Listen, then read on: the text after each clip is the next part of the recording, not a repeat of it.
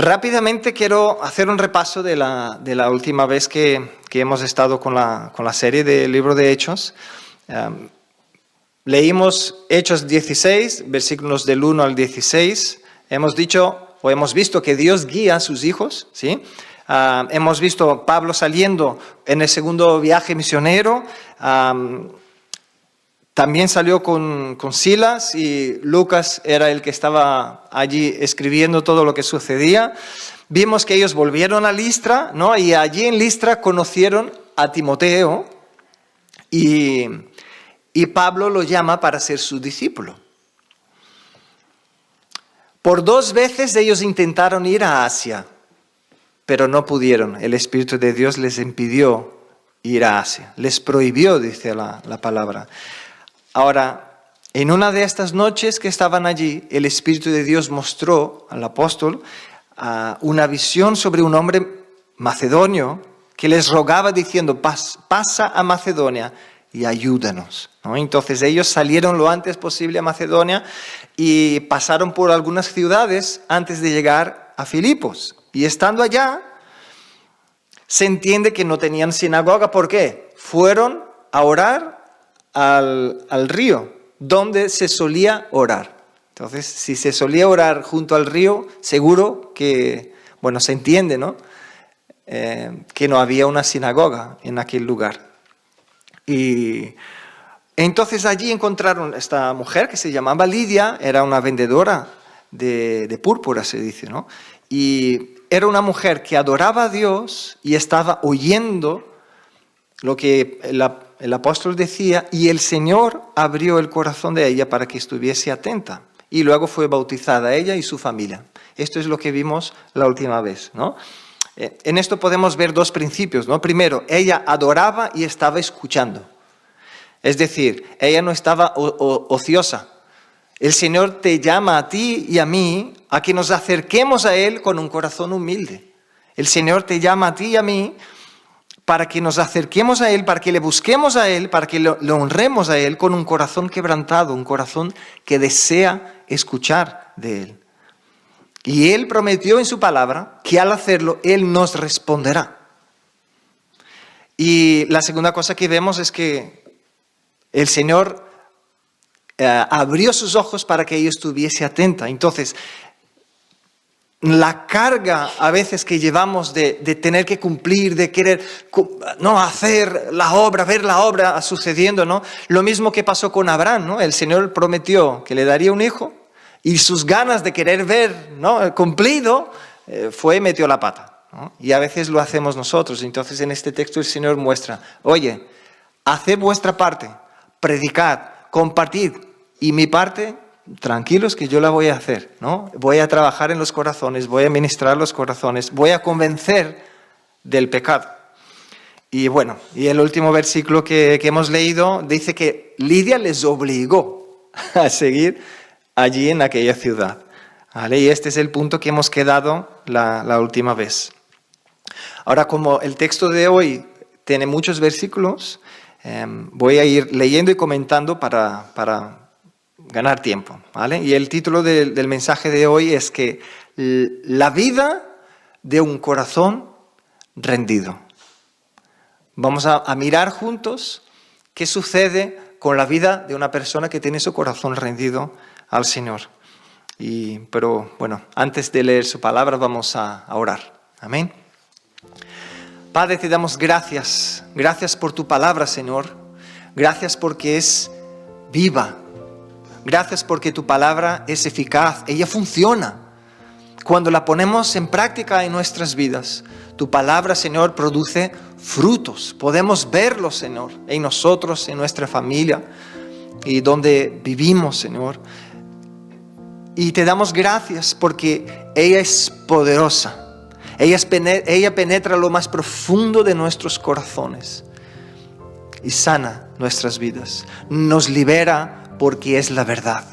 Te damos gracias por ello, Señor, y nos acercamos a tu presencia y a tu palabra en esta mañana, clamando, Señor, que nuestro corazón esté quebrantado y atento, que tu Espíritu abra nuestros ojos para que podamos verte a ti, Señor, conocerte un poco más y reconocerte, Señor, en nuestras vidas y reconocerte en tu palabra, Señor, y así poder honrar tu nombre, Señor, en nuestras vidas. En el nombre de Jesucristo pedimos, Señor.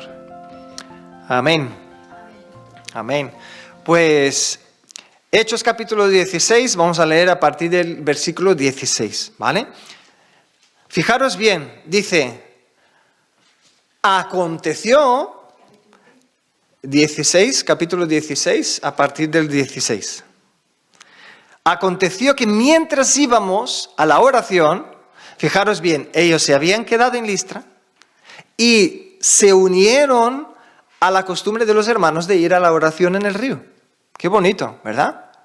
Ellos no fueron allí para inventar algo distinto, sino que se fueron a sumar a lo que se hacía para estar donde ellos podían compartir el evangelio con los demás. No se isolaron, mira, solo estos entregaron la vida a Cristo, entonces ahora nos apartamos y vamos a reunirnos solo con estos. No, estaban allí, donde estaban todos los que estaban adorando y buscando a Dios en el río.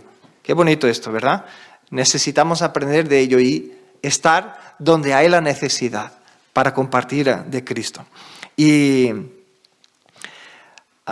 qué pasó estando allí? El versículo sigue diciendo, nos salió al encuentro una muchacha que tenía un espíritu de adivinación, la cual daba gran ganancia a sus amos. ¿Cómo lo hacía? Adivinando. ¿Sí? Esta, siguiendo a Pablo y a nosotros, daba voces diciendo, estos hombres son siervos del Dios Altísimo, quienes os anuncian el camino de salvación. Y esto lo hacía por muchos días, mas desagradando a Pablo, éste se volvió y dijo al espíritu, te mando en el nombre de Jesucristo que salgas de ella. Y salió en aquella misma hora. Lo primero que quiero destacar con los hermanos es que un corazón rendido al Señor recibe discernimiento. Es tremendo, ¿no? Lo que vemos aquí. Había un espíritu de adivinación sobre esta muchacha. Entonces, yo me he parado a pensar que hoy en día hay mucha gente que se está despertando a la verdad de que nosotros no somos solo carne y química. Nosotros también tenemos un espíritu. Nosotros somos hechos de una manera más profunda que simplemente piel, ¿no? y huesos.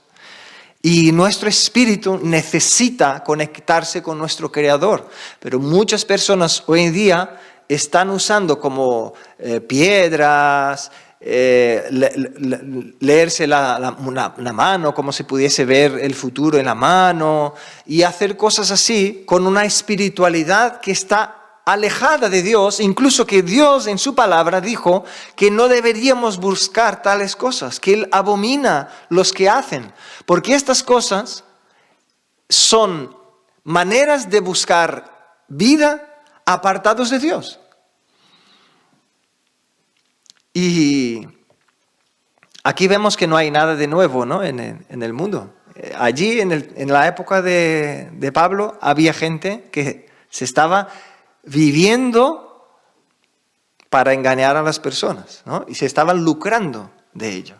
Incluso si vamos más antes en el Antiguo Testamento, también vemos que habían videntes, que habían adivinadores, ¿no? Gente que estaba buscando, decía que hablaban con los muertos, y esto no viene de hoy, pero Dios abomina todas estas cosas. Y Dios nos deja claro en la Biblia que hay un espíritu maligno que está por detrás de ello. Ahora, ¿cuál es lo curioso? Esta muchacha era esclava, doblemente esclava, podemos decir así. Primero estaba siendo esclava de este espíritu maligno, pero también estaba siendo esclava de sus amos que la estaban usando a través de su esclavitud, ¿no? de este espíritu para ganar dinero a costas de ella. Ahora, ¿te has fijado qué es lo que ella estaba haciendo? hay muchos predicadores hoy en día que estarían alabándola y dándole un lugar de privilegio. Mira cómo nos está alabando, mira cómo está recibiendo la palabra que le estamos dando. ¿Por qué? La muchacha, ¿qué es lo que decía? Estos hombres son siervos del Dios Altísimo. ¿Esto era verdad? Sí. Qué curioso, ¿no? Quienes os anuncian el camino de salvación. A ver, ¿qué malo había en que ella estuviese diciendo la verdad? El problema es que el diablo usa muchas veces incluso la verdad para querer manipular porque tiene otros objetivos por detrás. Porque lo que él quiere es engañarnos. Entonces, si puede hacerse servir de una verdad con tal de cautivar nuestro corazón para luego engañarnos, lo hará. Por eso Pablo se molestó. Porque el espíritu maligno reconocía, esto es una suposición mía, ¿no? El espíritu maligno reconoció la obra de Dios en ellos, y entonces pensó, si yo no me uno a lo que está sucediendo, voy a perder campo aquí. Entonces me uno, digo que son enviados de Dios, digo que están diciendo la verdad. Así cuando ellos se aparten, las personas que creyeron en ellos también seguirán creyendo lo que yo les cuente. Era una manera de conectarse con la verdad para poder seguir engañando a la gente. Fijaros cómo el diablo muchas veces trabaja para querer engañarnos. Yo me imagino a estas personas allí, ¿no? Imaginaros que si el apóstol Pablo no hubiese tenido discernimiento y luego, marchando de allí, la gente que estaba viviendo allí siguiese viviendo con esta muchacha, con este espíritu. Ella podía decir lo que fuera que les iba a causar muchísima confusión, porque estaba diciendo la verdad mientras los apóstoles estaban allí y dando voces, ¿no? La obra del Espíritu Santo de Dios de verdad produce un cambio en nuestras vidas. Entonces, cuando ella hablaba la verdad, ellos iban a conectar, mira, sí, Dios me está cambiando, Dios me ha cambiado, Dios está transformando mi vida. Y luego, escuchándole hablar mentiras a través de estos espíritus, podría producirse muchísima confusión. Y el Señor, sabiendo de esto, dio discernimiento al apóstol Pablo. Y aunque ahí estaba diciendo algo que era cierto, que era verdadero, pero el Señor conoce las intenciones del corazón. Entonces, no solo basta con decir lo correcto o lo políticamente correcto o lo bíblicamente correcto. El Señor conoce las intenciones de los corazones. Y es ahí donde el Señor busca la intención de nuestro corazón. Y el versículo 18 dice, la reacción del apóstol Pablo cuando se dio cuenta, porque dice que ella se quedó algunos días haciendo esto, ¿no? Y cuando el Señor le dio el discernimiento, él dijo, te mando en el nombre de Jesucristo que salgas de ella. Y salió en aquella misma hora. Fijaros que él no dijo, porque yo soy discípulo tienes que salir, ¿no? Él no dijo, porque yo soy hijo de Dios tiene que salir. Él dijo, en el nombre de Jesucristo. Porque es en el nombre de Jesús que hay poder. Y el Señor dijo que estas señales seguirán a los que creen. Y una de las grandes mentiras del diablo a la iglesia en los últimos tiempos es hacer la iglesia de Cristo creer que esto es solo cosa de misioneros, solo cosa de pastores, solo cosa de gente que tiene un otro, no sé, un aura, algo, ¿no? Es que hay un pensamiento como si un hijo de Dios no puede orar, sino que tiene que llamar al pastor a que ore. Nada en contra, hermanos, de que alguien me llame para poder orar y estar, pero el problema es pensar que si el pastor ora, entonces Dios va a escuchar, pero si yo oro, porque esto no es bíblico. Aquel que es hijo, clama al Señor y dice, el Padre Igual que nosotros, siendo malos, sabemos dar buenas cosas a nuestros hijos, cuánto más nuestro Padre Celestial nos oirá cuando le pedimos algo, ¿no? Entonces, esta misma autoridad, todo aquel que cree en Cristo la tiene. Entonces, si ves una necesidad, si ves algo, si el Señor te muestra, te da discernimiento, ora y haz como Él. Te mando en el nombre de Jesús. Sal. Ejerce la autoridad que hay en el nombre de Jesús. Y bueno, no voy a profundizar mucho en esto porque si no salgo del tema, pero la primera parte, ¿no?, que estamos viendo es que el corazón rendido al Señor tiene discernimiento y por el discernimiento tiene autoridad para ejercer en el nombre de Jesús. Vamos a seguir con el texto. Versículo 19. Pero viendo sus amos que había salido la esperanza de su ganancia, prendieron a Pablo y a Silas y los trajeron al foro ante las autoridades. Y presentándolos a los magistrados dijeron: estos hombres, siendo judíos, alborotan nuestra ciudad y enseñan costumbres que no nos es lícito recibir ni hacer, pues somos romanos. Y se agolpó el pueblo contra ellos, y los magistrados, rasgándoles las ropas, ordenaron azotarles con varas. Lo segundo que quiero compartir con vosotros en esta mañana es que parte de la vida de un corazón rendido a Cristo es ser perseguido por hacer lo bueno, es ser perseguido por hacer lo correcto. Entonces,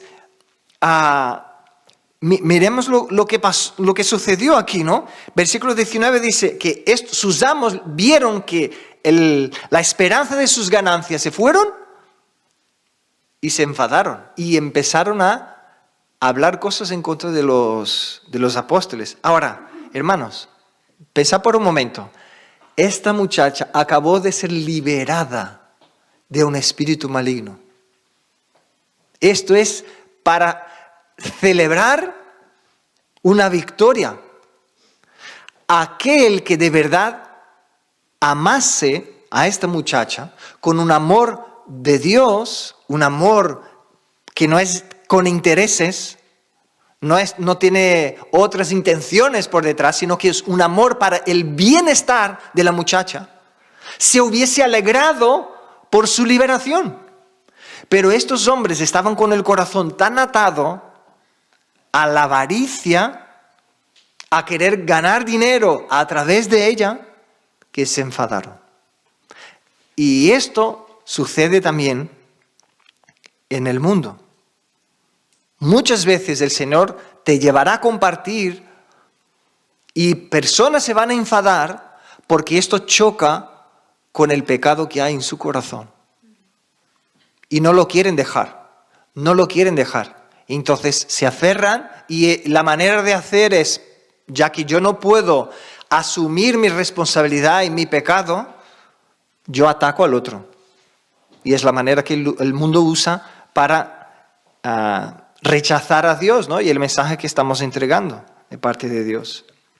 El versículo 21 dice: y enseñaban costumbres que no nos es lícito recibir ni hacer, pues somos romanos. Fijaros bien la astucia. Ellos sabían que si fuesen a las autoridades romanas diciendo: mira, estos están hablando de Cristo, pero nosotros somos judíos, o nosotros creemos de una manera diferente, o nosotros creemos en la adivinanza. Si ellos fuesen a hablar de religión, los romanos estaban abiertos a todo lo que venga. Ellos abrazaron todo lo que había. A ellos les daba igual. Pero como estos hombres sabían que era así, fueron a hablar que estaban hablando costumbres que iban a afectar a la vida de aquellos que eran romanos. Entonces esto no puede ir en contra del imperio romano, allí no. Tú puedes hacer todo lo que quieras, menos ir en contra de Roma, ¿no? Fijaros qué astucia, ¿no? Ahora,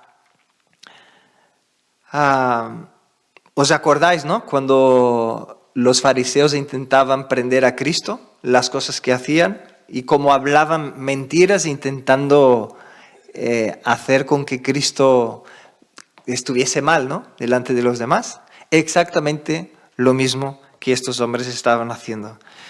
Y hoy en día el diablo sigue usando los mismos engaños o la misma manera estratégica para engañar a las personas. Hay muchas personas que quieren insistir en defender ideologías que no tienen ninguna conexión con la verdad ni con la misma ciencia, con la misma biología.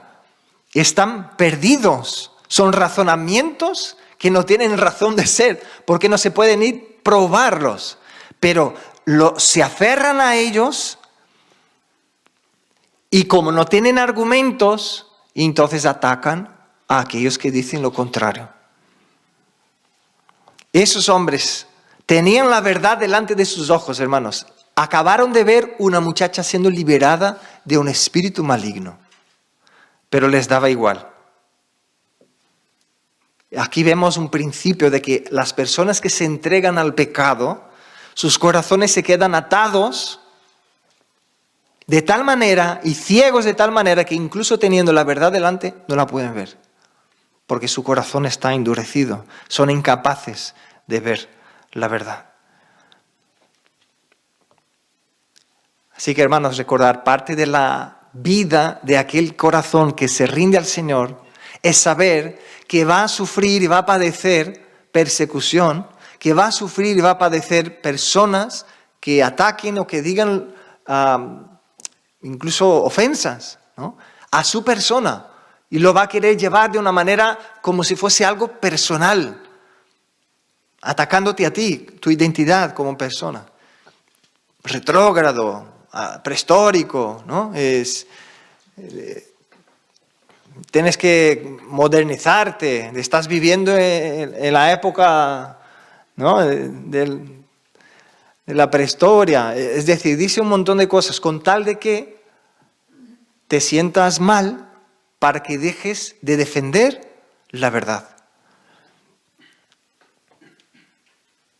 Y es una alegría poder ser perseguido y poder sufrir por amor de Cristo. Vamos a seguir leyendo y ya profundizo más en ello. Versículo 23 dice lo siguiente: después de haberles azotado mucho, los echaron en la cárcel, mandando al carcelero que los guardase con seguridad, el cual, recibido de este mandato, los metió en el calabozo de más adentro y les aseguró los pies en el cebo. Tercera cosa que podemos aprender con este texto: el sufrimiento de un corazón rendido a Cristo lo lleva a crecer. Cuando padecemos injusticia, solemos pensar que Dios se olvidó de nosotros. La sensación que muchas veces tenemos es: Dios se ha olvidado de mí, porque si Dios fuera conmigo, ¿por qué esto que es injusto? Algunos incluso se enfadan con Dios, pero hablando conmigo, enfadados conmigo, dicen: pero pastor, es injusto, ¿cómo Dios permite esto? ¿No? Esta es la sensación que tenemos, pero ¿qué es lo que Dios dice en su palabra? Primero, Dios con el sufrimiento está probando nuestro corazón. Porque, a ver, si tú tienes mucho dinero en la cuenta del banco, tienes 0 problemas familiares, la cosa lo vas llevando medianamente bien. Es decir, bueno, tengo ahí mis problemitas, pero bueno. Es fácil seguir a Dios si todo va bien, o dicho de otra manera, es difícil probar si el corazón de esta persona de verdad está firme con el Señor porque confía en el Señor o simplemente porque está descansada de no tener problemas. Ahora, nuestro corazón es probado es en la tribulación. Nuestro corazón es probado es en el dolor. Es allí donde Dios nos prueba. Y vamos a leer algunos versículos que hablan de ello, ¿no? Santiago, por ejemplo, capítulo 1, versículo 2, dice: Hermanos míos, tenéis por sumo gozo cuando os halléis en diversas pruebas. Fijaros que el Señor dice para tener gozo en la prueba. ¿Y por qué dice? Sabiendo, ¿cómo puedo tener gozo en una prueba? Por saber. ¿Saber qué? Sabiendo que la prueba de vuestra fe produce paciencia. Una de las cosas que el Señor nos muestra que en la prueba está probando y produciendo paciencia en nuestro corazón. Romanos capítulo 5, versículos 3 al 5 dicen lo siguiente. Y no solo esto, sino que también nos gloriamos en las tribulaciones. Hermanos, Él no está diciendo, me glorío porque oro y la gente se sana. Me glorío porque echo un espíritu maligno y se va. Me glorío porque cuando yo hablo la gente entrega la vida a Cristo. No, fijaros bien. Él dice, me glorío en las tribulaciones. Nos gloriamos en las tribulaciones sabiendo que la tribulación, fijaros bien cómo él conecta otra vez la gloria o el gozo con el saber. El conocer la palabra, el porqué del Señor o el para qué, ¿no? Dice, sabiendo que la tribulación produce paciencia, y la paciencia prueba, y la prueba esperanza, y la esperanza no avergüenza. ¿Por qué? Porque el amor de Dios ha sido derramado en nuestros corazones por el Espíritu Santo que nos fue dado. ¡Aleluya! ¿Veis cómo el Señor tiene propósito cuando Él permite que alguna tribulación, algún dolor o sufrimiento venga sobre nuestras vidas? Y también cuando Él prueba nuestro corazón. Y por último, bueno, está el texto que el mismo Cristo habló a los discípulos, ¿no? En el Sermón del Monte, Mateo capítulo 5, versículo 11 y 12. Dice, bienaventurados sois cuando por mi causa os vituperen y os persigan y digan toda clase de mal contra vosotros. Fijaros bien, mintiendo. Cristo ya nos advirtió que no van a hablar la verdad. Nos van a perseguir de manera mala con la mentira. Pero dice que somos bienaventurados si esto nos sucede. Y luego el versículo 12 dice, gozaos y alegraos. ¿Por qué? Porque vuestro galardón es grande en los cielos. Porque así persiguieron a los profetas que fueron antes de vosotros. Fijaros entonces que un corazón que está rendido a Cristo, es un corazón que a pesar del sufrimiento, crece, aprende, se queda más fuerte, más sólida su fe va quedando, porque es un corazón que está rendido al Señor. Porque un corazón que no está rendido, ¿qué va a hacer? Bueno, dice, lo dejo esto de Jesús es muy bonito, pero mira lo que estoy pasando, mira lo que estoy sufriendo, ¿no? Es lo que Cristo habló cuando habló de las semillas que eran sembradas en la tierra. Algunas caían en tierra, pero luego venían los sufrimientos de este mundo y la persona se apartaba. Y la semilla no podía dar fruto. Qué tremendo, ¿no? Las tribulaciones, hermanos, los dolores, el sufrimiento, nos hace más sensibles al dolor de los demás. Y nos hace más resistentes y más fuertes. Un ejemplo, creo que muy fácil de esto, ¿no? Es cómo un hombre puede llegar a explicar cómo es el dolor de tener un bebé, ¿no? Con un parto normal. Es que es imposible. Ningún hombre puede discernir ni la mínima cómo es el dolor, porque nunca lo podrá experimentar. Y por eso a veces vemos a hombres que dicen, qué exagerada, no es para tanto. porque no lo vivió. Y muchas veces esto pasa con nosotros. Por no haber padecido sufrimientos, nuestro corazón no es sensible al ver al otro sufriendo. Porque pensamos, bueno, no es para tanto. Pero sí, hermanos, cuando nosotros sufrimos, cuando nosotros padecemos, nuestro corazón se vuelve más sensible. Y fijaros cuán gran ejemplo dice en la palabra que Cristo sufrió por nosotros, para poder identificarnos con nosotros. No es que Él no sabía el sufrimiento que estábamos pasando. Por ser Dios, Él puede entender el sufrimiento que pasamos, de manera más profunda que nosotros incluso. Pero Él lo vivió para que pudiésemos identificarnos con Él y decir, mira, así vive un hijo de Dios. A pesar del sufrimiento, Él fue fiel y Él me da fuerzas para que yo también lo sea, para que yo crezca, para que yo siga creciendo, ¿no? Y aquí podemos ver que lamentablemente la humanidad, como se ha ido apartando de los principios de Dios, como la humanidad se ha ido alejando del diseño de Dios, la generación, incluso personas que no son creyentes están hablando esto, pero claro, sin conectar con Dios, ¿no?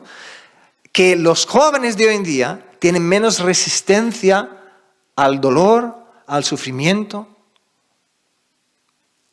¿Por qué? Porque es una generación, creció una generación en general, ¿no? En muchos lugares del mundo, claro que no en todos, pero en muchos lugares del mundo donde pudieron crecer, principalmente en España, pudieron crecer teniéndolo todo, son muchas veces insensibles al sufrimiento ajeno. Por eso muchos jóvenes ahora están buscando a Dios. Y hay mucha gente que se está enfadando, diciendo que se están volviendo a lo que ya teníamos, ya esto ya zanjado. ¿Cómo que los jóvenes? Esto es un peligro. Hay gente que dice que es un peligro que los jóvenes estén buscando a Dios. No, están buscando a Dios porque crecieron muchos en un ambiente vacío, donde se les tenían todo, pero en realidad no tenían nada.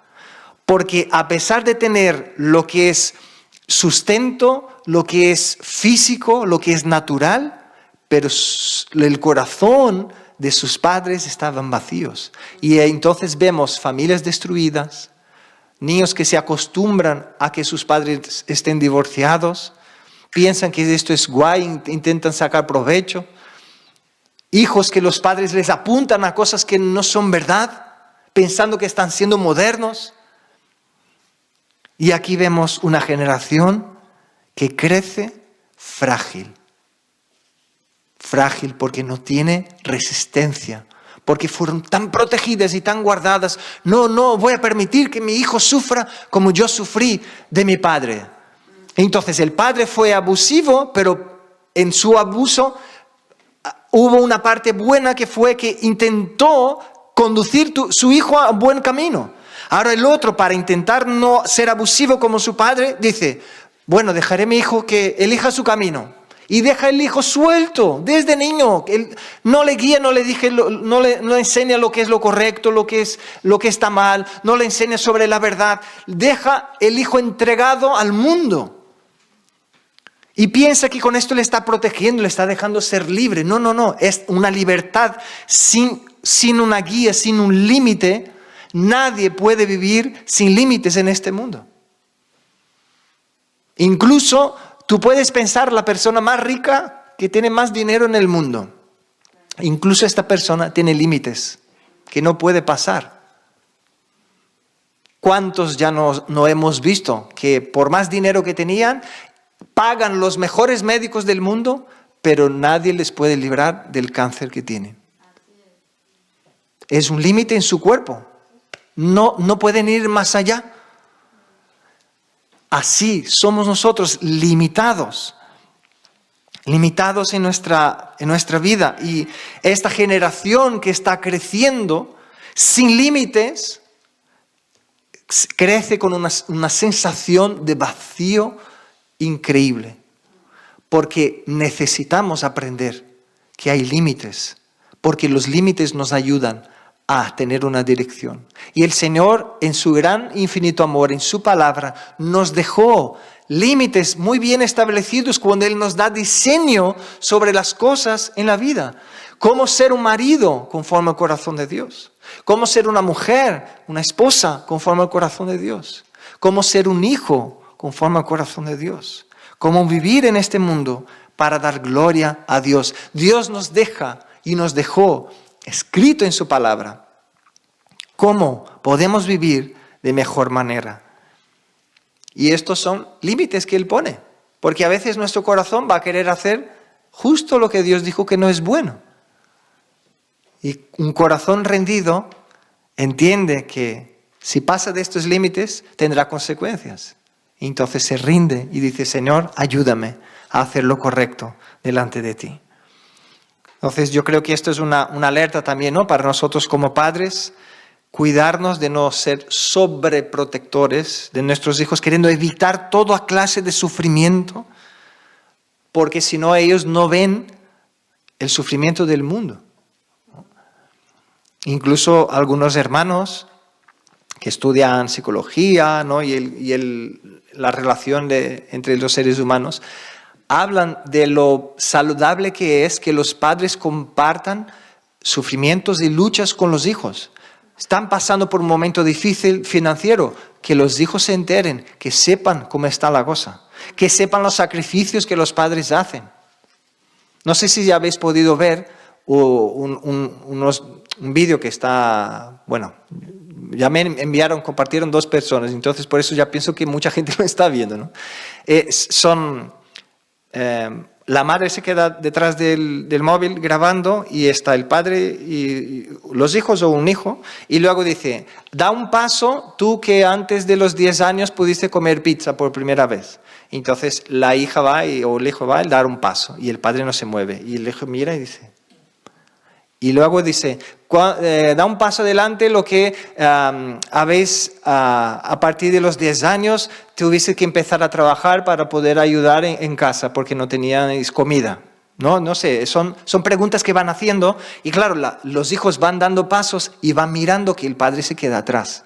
Y esto deja uno con la piel de gallina porque ve en la cara de los hijos la desesperación de que cosas para ellos son tan simples y tan... todos tienen que tener esto, ven el dolor que sufrieron sus padres y terminan los hijos llorando, abrazando a sus papás. Esto es muy bueno que se pueda hacer con ellos, no para hacerles sufrir, simplemente para que sean conscientes del sufrimiento que sus padres pasaron, que sean conscientes de que hay muchas personas que no tienen lo que ellos tienen. Estos les hacen entender la realidad del mundo que vivimos, que es un mundo caído de dificultades, de sufrimientos. Ahora, es bueno que nadie coja mis palabras, ¿no? Para decir, mira, entonces si el sufrimiento nos hace tan fuertes, voy a hacer que otro sufra, ¿no? ¿Para qué? Así le voy a hacer fuerte. Y ojo, hay gente que lo piensa, ¿eh? Y que lo hace. No estoy hablando por hacer el sufrimiento a postas con la excusa de que esto le hace el otro más fuerte. No, estoy hablando de la bendición que hay de poder permitir que con la misma vida y los sufrimientos que hay en la vida, los hijos puedan crecer siendo conscientes de cómo es la vida. Y lo malo que es sobreproteger y querer impedir que los hijos perciban el sufrimiento. Ahora, pensando en ello, quiero hacerte una pregunta. ¿Cuál es tu motivación para seguir a Cristo? ¿Cuál es tu motivación para querer conocer a Dios y servir a Dios? ¿Sabe? Te pregunto esto porque hay personas que vienen y asisten a un culto cada domingo porque lo único que quieren es tener una sensación de estar siendo protegidos por algo.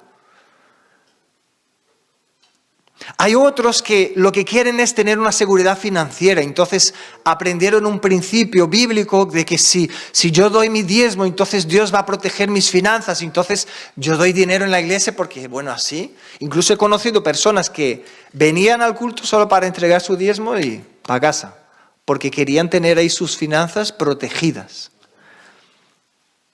Hay personas que piensan, bueno, es que en la iglesia es un ambiente más saludable para que crezcan mis hijos. El mundo está cada vez más loco, entonces quiero que mis hijos crezcan en un ambiente saludable. Estas cosas son malas por sí mismas, ¿no? No, es decir, buscar a Dios porque sabe que Él es el Todopoderoso, que nos puede proteger, no es malo. Le estamos honrando cuando lo hacemos. El problema es si solo buscamos a Dios porque el fin de nuestra búsqueda son estas cosas. Porque dice que el fin de todo, el principio y el fin, es Cristo. Todo es por Él, todo viene de Él y todo es para Él.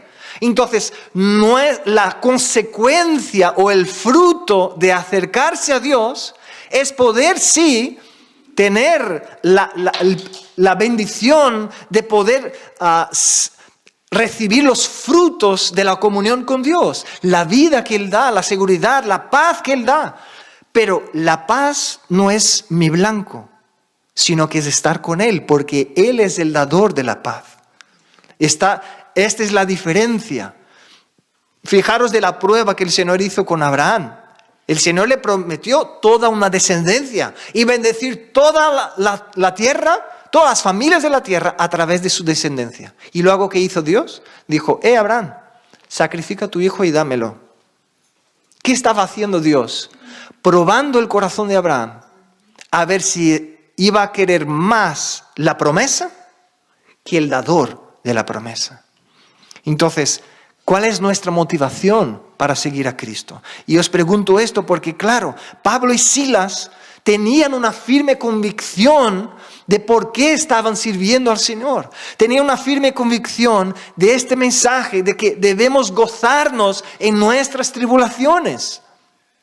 Porque si no, no hubiesen podido reaccionar de la manera que reaccionaron. No hubiesen podido seguir firmes pasando lo que pasaba. Y aquí podemos ver claramente la diferencia entre la religión o la religiosidad. Cuando uno busca a Dios porque lo único que quiere hacer es un intercambio, mira Dios, yo te doy esto, tú me das aquello. Yo vengo cada domingo en la iglesia, entonces tú me proteges.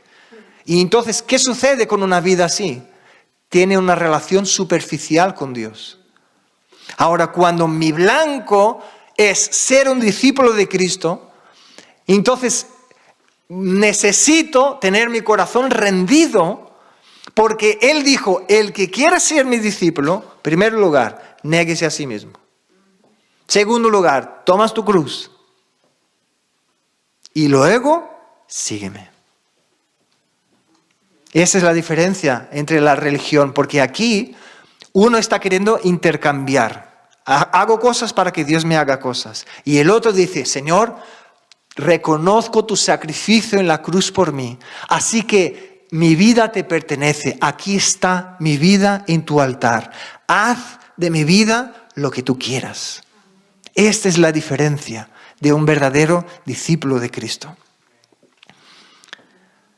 Veamos entonces la actitud de Pablo y Silas. Eso es un texto muy conocido, sé que muchos de vosotros ya sabéis lo que viene adelante, pero vamos a ver juntos, en medio de este sufrimiento, porque podemos aprender de ellos, podemos aprender de su fe y podemos aprender de su conducta piadosa.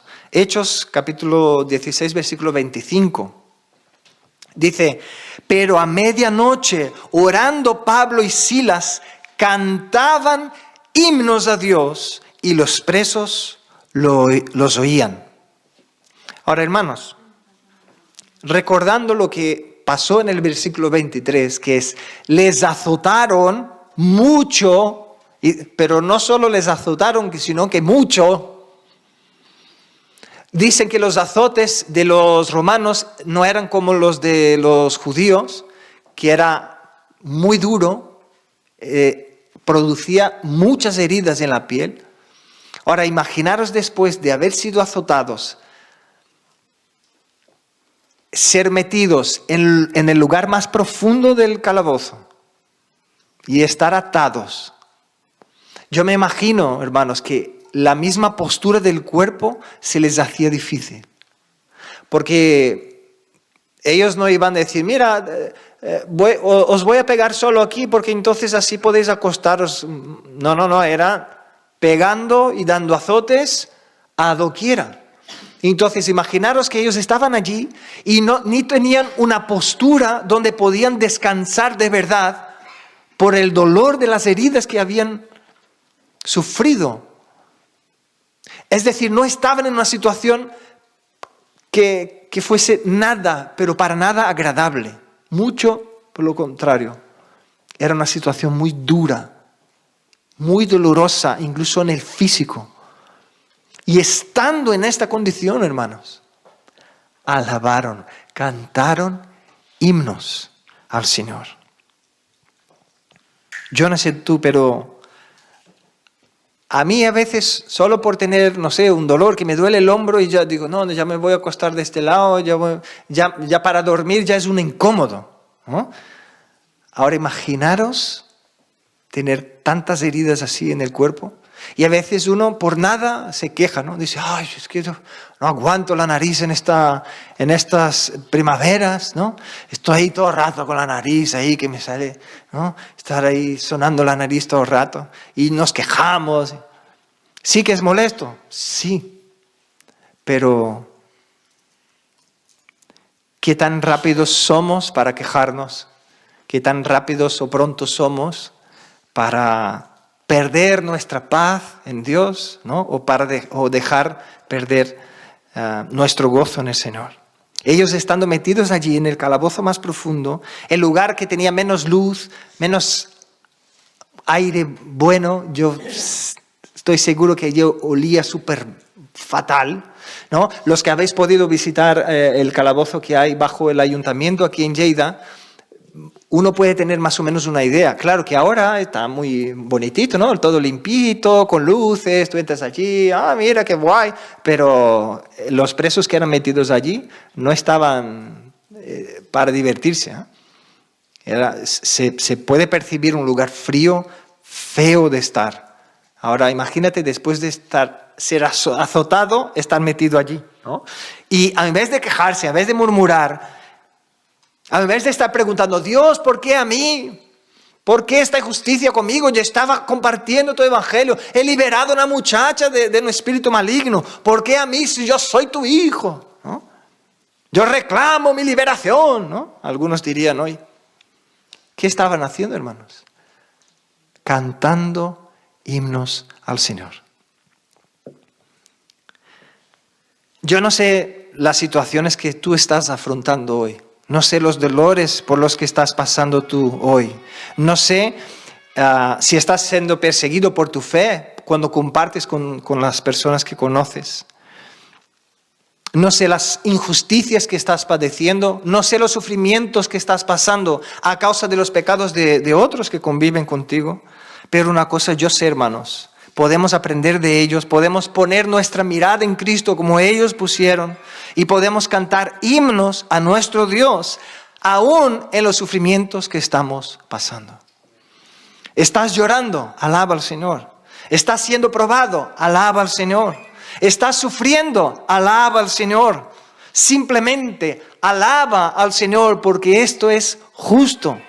Cuando lo haces, estás reconociendo que Él gobierna sobre tu vida a pesar de tu sufrimiento. Cuando lo haces, estás dejando de decir a Dios cuán grande es tu sufrimiento y estás diciendo a tu sufrimiento cuán grande es el Dios que sirves. Y entonces, hermanos, el sufrimiento en el corazón de aquel que está rendido a Cristo le lleva a crecer, le fortalece. Amén. Vamos a seguir. El versículo 26 dice, entonces sobrevino de repente un gran terremoto, de tal manera que los cimientos de la cárcel se sacudían y al instante se abrieron todas las puertas y las cadenas de todos se soltaron. Hermanos, ahora dice aquí, podemos ver, ¿no? La vida de un corazón rendido a Cristo es encontrar plena satisfacción en Cristo. ¿Y por qué digo esto? Porque aquí mucha gente se pierde en este texto y acaba haciendo de este texto una doctrina o una regla. Y acaba diciendo, no, si estás padeciendo sufrimiento, clama y el Señor derrumbará las paredes y romperá las cadenas y serás liberado. Y luego oramos, clamamos, pero nada sucede. ¿A quién echamos la culpa, hermano? A Dios, no al predicador que nos dijo esto. Porque miramos la Biblia y pensamos, no, el Señor dijo, tiene que cumplir. Pero fijaros que estamos leyendo un libro que es histórico. ¿Qué es un libro histórico? Un libro que habla de lo que sucedió en la vida de los discípulos en aquel entonces. Y no podemos sacar una doctrina de un libro histórico, porque fue lo que sucedió allí. ¿El Señor puede repetir? Sí, pero esto no significa que hará tal cual. Es decir, ¿cuántas veces el Señor abrió el mar para que la gente pasase en seco? En la Biblia solo hay 2, ¿verdad? Sí. Y ya no hay más. ¿El Señor sigue teniendo poder para hacerlo? Sí. ¿Pero lo hará? No lo sé. Si Él lo ve necesario, igual lo vio necesario allí, lo puede hacer. Pero no significa que Él está obligado a hacerlo solo porque nosotros creemos que sí. ¿Me entendéis? Porque las cosas que Dios prometió que Él haría, estas sí, Él las hará. Las que Él no prometió, Él no tiene obligación de hacernos. Y aquí el Señor no prometió que iba a romper cadenas y que iba a liberar del sufrimiento cuando nosotros cantamos mientras estamos en un sufrimiento. Porque esto que muchas veces se enseña. Entonces estás sufriendo, canta. Porque incluso se usan refranes del mundo, ¿no? Porque el que canta sus males espanta. Y parece que encaja todo perfectamente, ¿no? Ahora, hermanos, ¿qué estoy diciendo con esto? Que el Señor no te va a responder, el Señor no va a responder a tu corazón lleno de gratitud. No, el Señor responde, el Señor te atiende. Lo único que nos sucede es lo que muchas veces nosotros creemos que Él va a hacer a través de nuestra alabanza. Es decir, le estoy alabando porque reconozco su amor, su bondad, su gracia, su poder y su cuidado sobre mi vida, o lo estoy alabando porque quiero que me quite del sufrimiento y del dolor que estoy sufriendo. Esta es la diferencia. Cristo fue en dirección a la cruz con el corazón lleno de gozo, porque Él allí en la cruz miraba a ti y a mí, y todos aquellos que creerían en Él y recibirían salvación. Entonces nosotros podemos aprender de ello y entender que si nuestra satisfacción está en Cristo, aunque acabemos los últimos días de nuestra vida presos, porque fijaros bien, hermanos, si esto fuera una regla, el apóstol Pablo no podría volver a estar preso y quedarse preso, pero los últimos días de la vida de nuestro hermano, el apóstol Pablo, fue en prisión.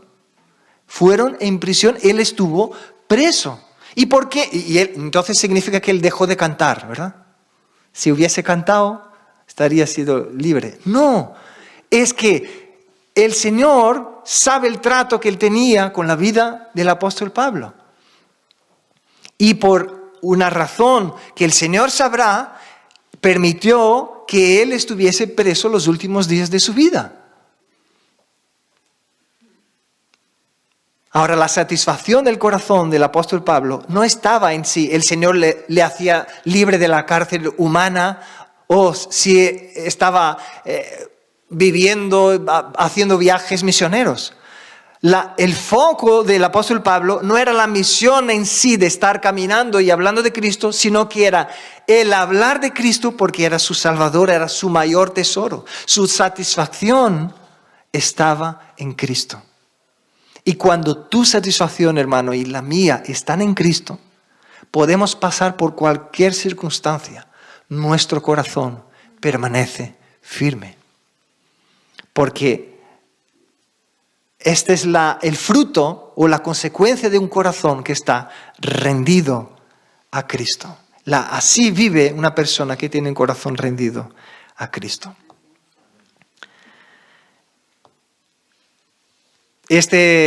Como el ejemplo de los jóvenes, ¿no?, que fueron lanzados al horno de fuego.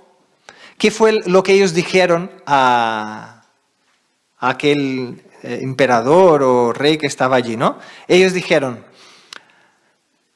les dijeron, os vamos a echar, tenéis la última oportunidad, postraros y adorar, ¿no?, la estatua. Y ellos dijeron, fíjate bien, ¿no?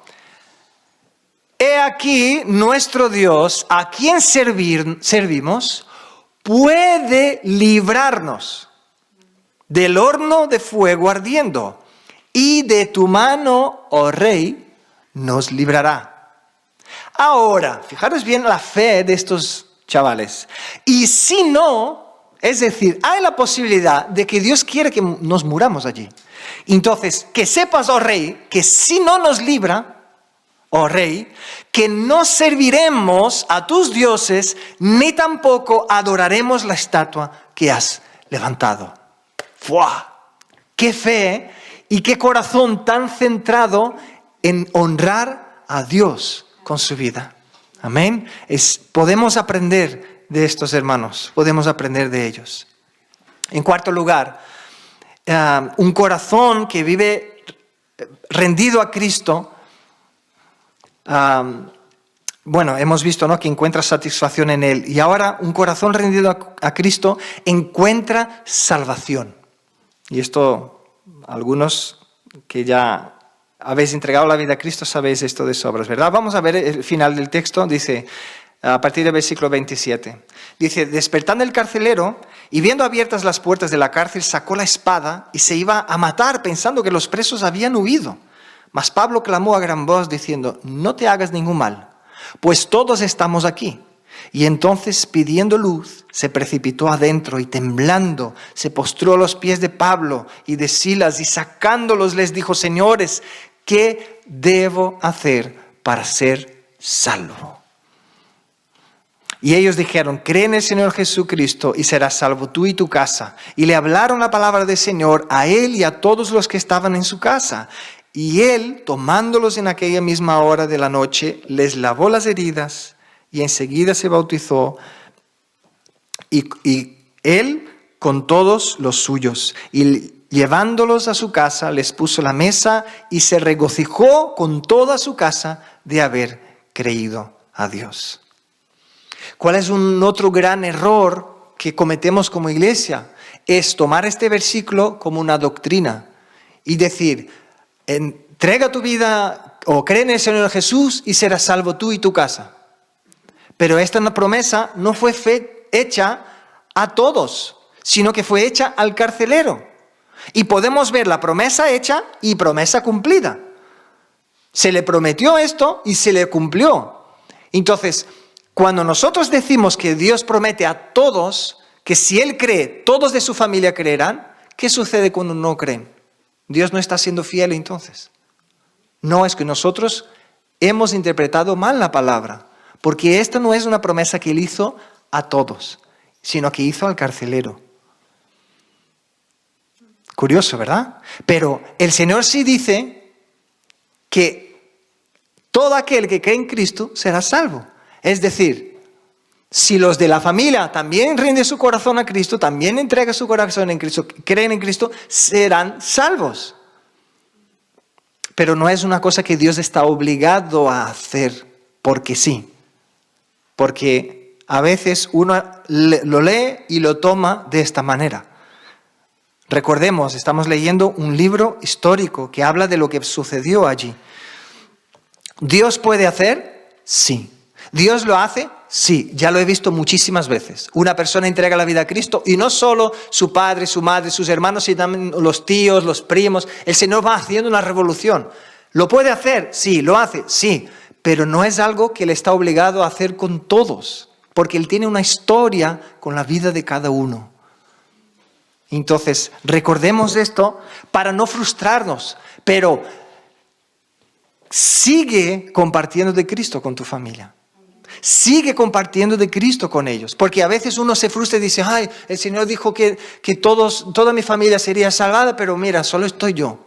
Y uno se frustra y deja de compartir y deja de hablar del Señor. No lo dejes. Sigue compartiendo, sigue hablando las cosas que el Señor hace en tu vida. Sigue orando al Señor por ellos. Sigue clamando al Señor por ellos. Amén. Aleluya. Pues, hermanos, con esto terminamos para ver que qué gran pregunta es esta y que todos deberíamos de hacer esta gran pregunta. La pregunta del carcelero. ¿Qué debo hacer para ser salvo? Podríamos decir que esta es la pregunta del millón, ¿no? Y se nota que él estaba acostumbrado a relacionarse con los dioses que él conocía con un cambio, ¿no? Yo hago, entonces este Dios me da. Entonces, ¿qué necesito hacer? Es su pregunta. Pero se entiende que él estaba buscando la manera de ser salvo, ¿sí? A pesar de que su pregunta no estaba teológicamente correcta. Pero él estaba anhelando saber cómo podría ser salvo. Y la respuesta del apóstol fue, cree en el Señor Jesús. Es decir, Cristo pagó el precio por ti. No tienes que hacer nada además de creer. Cree en el Señor, rinde tu corazón, confía en Él, entrega tu vida a Él. Y luego lo demás, Él lo hará. Amén. Aleluya. Entonces, esta es la respuesta del apóstol Pablo. Y ese es el mensaje que el Señor nos llama a predicar. Un mensaje de salvación. Un corazón rendido a Cristo es un corazón que encuentra salvación. Amén. Y bueno, para terminar, solo leer con vosotros esta última parte para que no quede estos versículos aquí sin leerlos. El versículo 35 dice, cuando fue de día, los magistrados enviaron alguaciles a decir, suelta a aquellos hombres. Y el carcelero hizo saber estas palabras a Pablo. Los magistrados han mandado a decir que se os suelte, así que ahora salid y marchaos en paz. Pero Pablo les dijo, después de azotarnos públicamente, sin sentencia judicial, siendo ciudadanos romanos, nos echaron en la cárcel y ahora nos echan encubiertamente. No. Por cierto, si no, vengan ellos mismos a sacarnos. Y los alguaciles hicieron saber estas palabras a los magistrados, los cuales tuvieron miedo al oír que eran romanos y vinieron y les rogaron, y sacándolos les pidieron que salieran de la ciudad. Entonces salieron de la cárcel, entraron en casa de Lidia, y habiendo visto a los hermanos, les consolaron. ¿No sería que los que estuvieran en la cárcel tenían que ser consolados? Pobrecitos, ¿no? Les machacaron, les pegaron, les metieron en la cárcel, vamos a consolarles. No, ellos fueron allí a consolar a los hermanos diciendo, el Señor es fiel, el Señor sigue obrando en nuestras vidas y estamos aquí para comprobar, para que se vea que el Señor es fiel con su iglesia. Amén. Y dice que luego se fueron de allí, ¿no? De esta ciudad. Bueno, conclusión, hermanos, un corazón rendido tiene una vida distinta. La vida de aquel que tiene el corazón rendido a Cristo es distinta. Es un corazón que recibe discernimiento. Es un corazón que recibe persecución del mundo, pero esto es un gozo porque el sufrimiento le produce crecimiento y fortaleza de corazón. Un corazón rendido a Cristo encuentra plena satisfacción en Él y un corazón rendido a Cristo encuentra salvación. Porque solo hay un nombre dado entre los hombres que nos da salvación, el nombre de Cristo Jesús. Amén.